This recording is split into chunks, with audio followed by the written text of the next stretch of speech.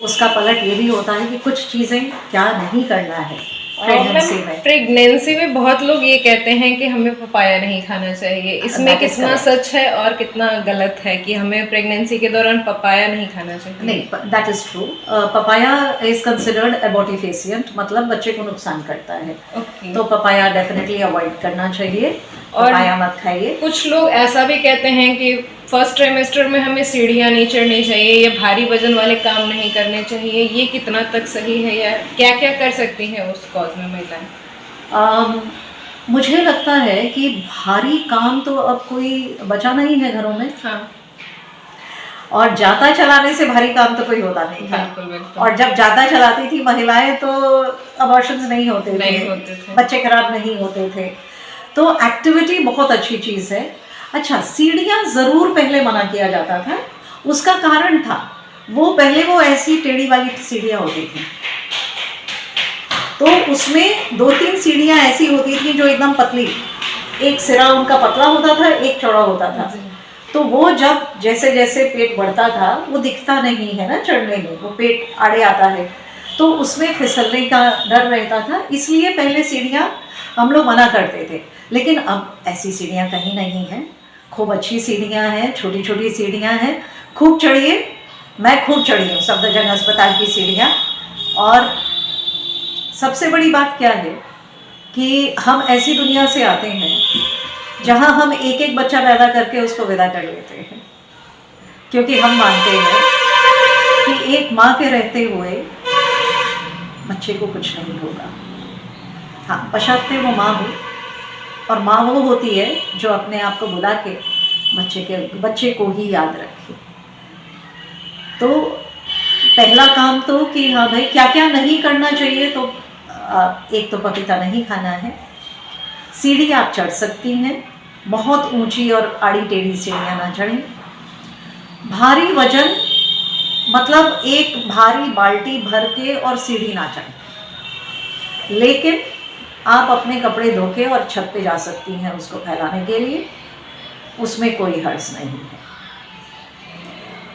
जो सबसे इम्पोर्टेंट है पहले तिमाही में, वो परहेज आपके हस्बैंड से, उससे ज़्यादा ज़रूरी परहेज कोई होता ही नहीं है। वैसे तो 9 महीने रहे तो अति उत्तम, लेकिन पहले तिमाही में तो एकदम वो करना ही है। बाकी आप कोई भी फ्रूट खा सकते हैं, कोई भी वेजिटेबल खा सकते हैं। पानी खूब पिए, हर 1 घंटे पे 1 गिलास पानी पीने की आदत डालिए।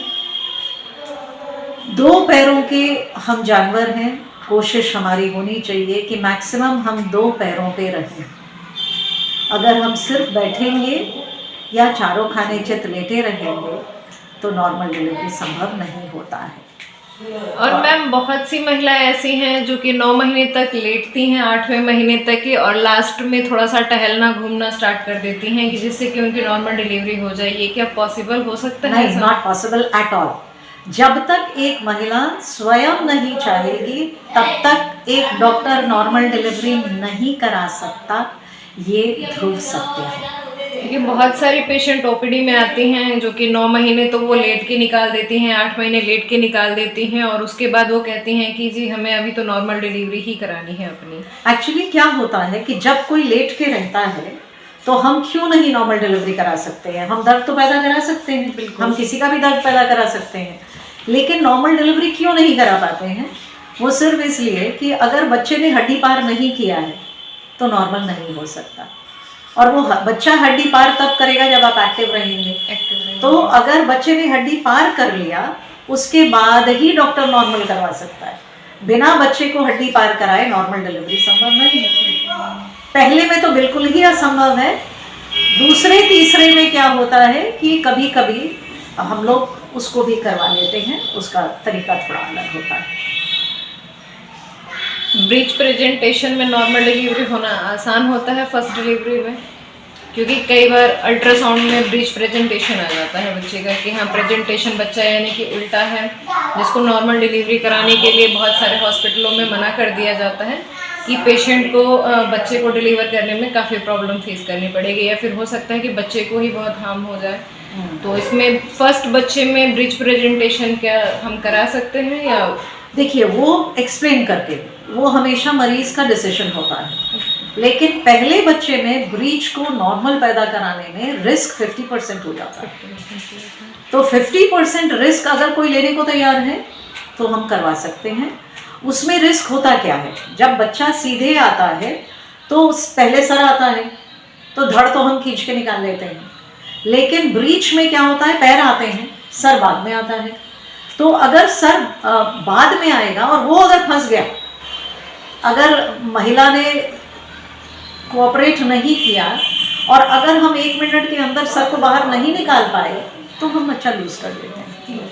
तो ये एक्सप्लेन करके मरीज को, और मरीज का वो डिसीजन होता है कि पहले बच्चे में हम नॉर्मल कराना चाहते हैं कि नहीं। वैसे किसी भी केस में, वो चाहे ऑपरेशन हो चाहे नॉर्मल हो, 90% ही डॉक्टर के हाथ में होता है, 10% इंसान का जान भगवान के हाथ में होता है।